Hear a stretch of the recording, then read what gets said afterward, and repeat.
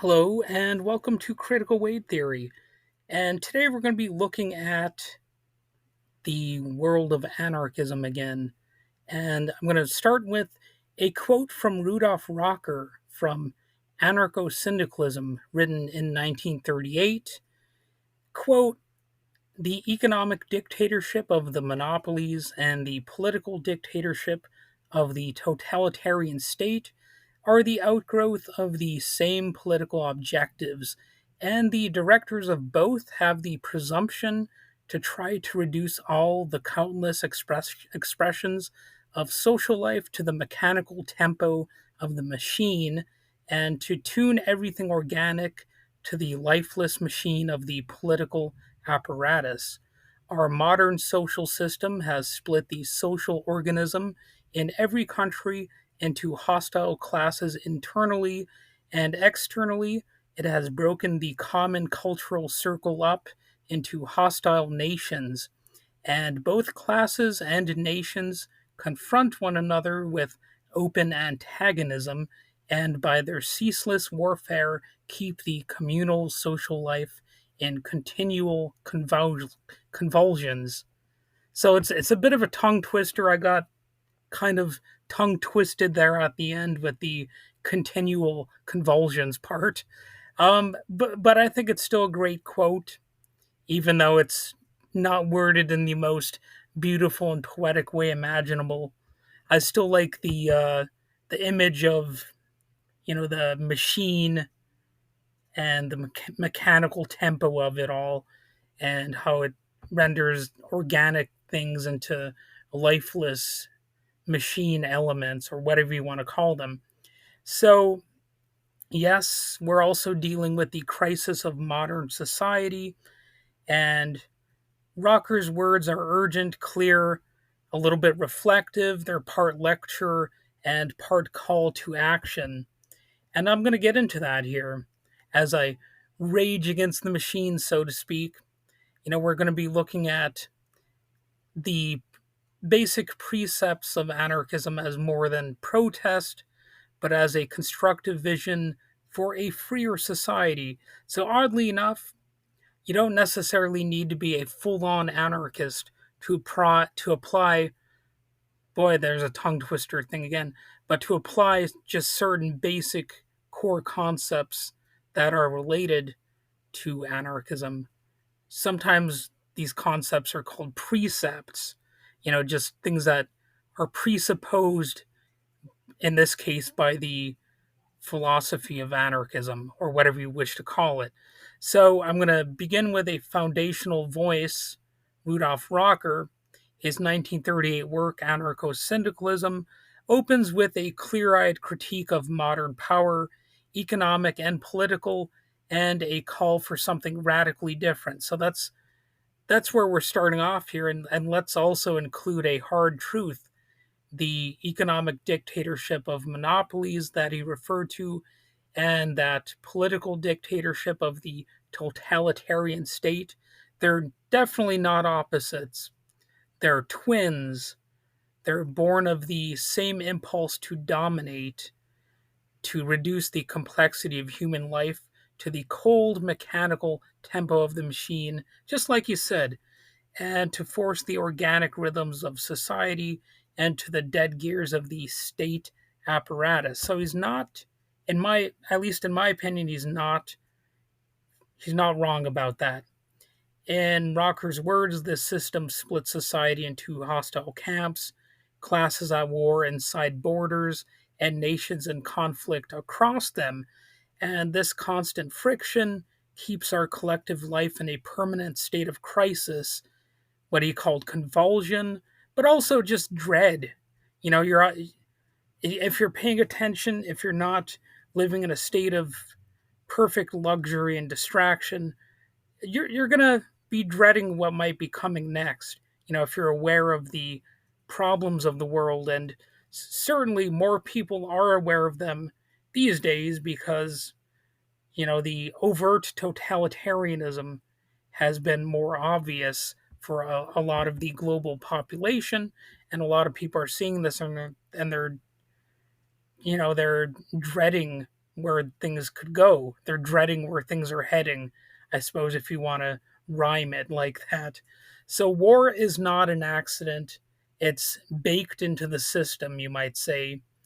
And just look at the numbers. In Rocker's time, and still today, nations burn through 50 to 70% of their budgets on so called defense and paying off war debts.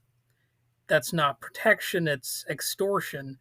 It's a system so broken it can't function without preparing for the next catastrophe. And this is where Rocker pivots from diagnosis to vision. If you actually read more of his text that I quoted there, and if you want to read more of that, um, the Anarcho-Syndicalism, you can find that online, or if you can find a library, maybe they'll have it, or you could always maybe buy it from somewhere online. Even Amazon probably has it. Not that I want to be a pitchman for Amazon necessarily, but the point is you can find it in a lot of different places. So if you want to read it, I encourage you to. And Rocker doesn't just want to map the rot in the current system, he wants to chart a way out, not just economically. It's not just a critique of capitalism, but socially, culturally, even spiritually, if you want to phrase it like that. And Rocker aligns closely with Gandhi in a perhaps surprising way. Civilization isn't the endless expansion of wants, it's the conscious reduction of them in many ways. It's not because of scarcity, but because happiness comes from simplicity, from service, from a healthy body, and a peaceful mind. The more we want, the more we depend on systems outside our control. The fewer our needs, the more power we have to shape our own lives and support each other, at least theoretically. I know things don't always work out perfectly, in the way that a philosophical approach or system would, have us think. But, generally speaking, simplicity has a certain beauty to it. So, what comes next? I think Rocker is clear. A higher form of economic organization is possible, one not based on domination but cooperation, one where anarchic principles, that is, horizontal decision making, mutual aid, and collective responsibility, aren't utopian dreams but the actual framework for rebuilding society from the ground up. And let's be real, the form of economic organization that dominates today is capitalism or some variation of it. I know there really isn't a true capitalist system because, well, for one thing, it's all rooted in law or the court system, so you don't really have a truly free market to begin with. And that's one of the myths and the lies that the system perpetuates, that, oh, it's all just people making free choices of their own accord. But of course it's not. There are legal threats literally every step of the way. So, you know, that's a major lie by omission. And if you are an intelligent student in a classroom, you will point that out, and people will be scratching their heads like, what is this person talking about? Capitalism is a free market. People are freely making their choices, and yada, yada, yada. But we know that's an oversimplification if we just take a simple look at the global economic system and how these different powerful countries and corporations interact with each other. And it's vastly through legal threats or actual legal action, which of course depends on the government.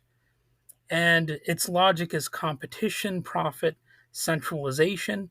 And in its late stage, the one we're living in, it strips away the last remnants of tradition, culture, and solidarity, and basically propagandizes people into believing in a lot of sheer nonsense, and including, of course, support for things like war and genocide and all kinds of just horrible things that people should not be having drilled into their heads.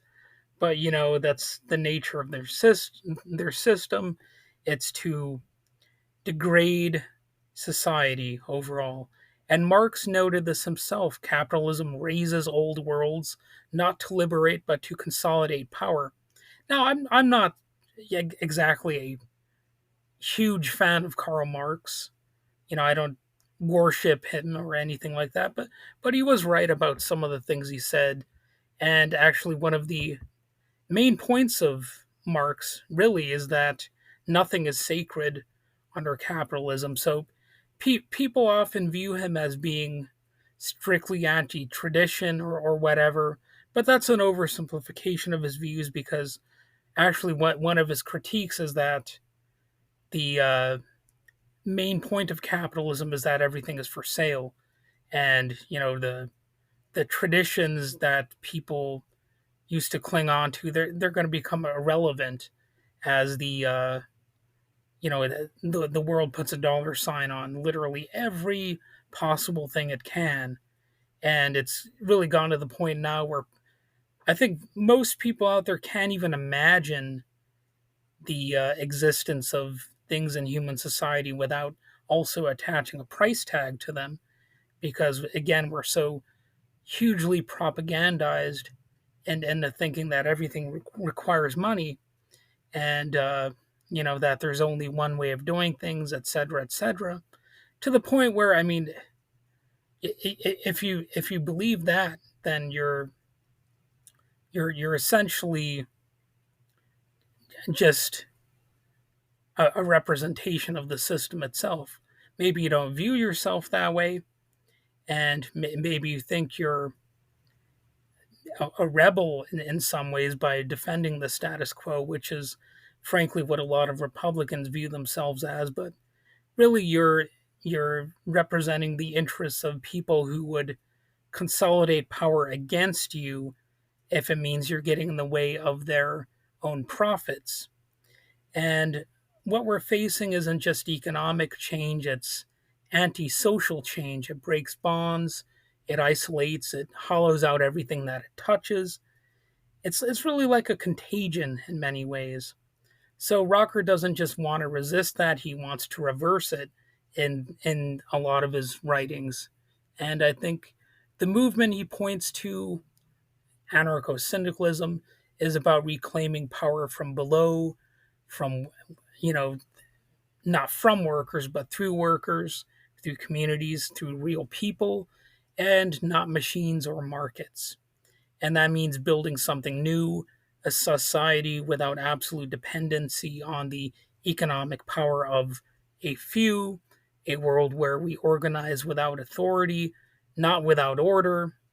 Or, the debate could be, not about whether we should abolish every system of authority, because I think very few people out there actually would maintain that as the ideal, because the authority of a parent over a child, that's what I always use as an example. There's definitely some legitimacy there. I think most people would agree on that.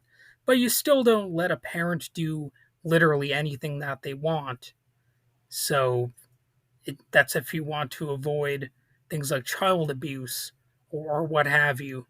You don't give a parent unlimited power. Well, the same applies to any given system of authority. That same premise is pretty rock solid, pretty much across the board. You know, so it's about a world where the goal isn't to manage exploitation better, but to end it altogether as much as possible. And that's the foundation, the aim, the purpose, not destruction, but reconstruction on free and humane terms. So, in future episodes here, I'll expect to dive deeper into how these radical ideas propose we do that through the power of labor, direct action, and federated organization. So, until then, stay critical and stay committed.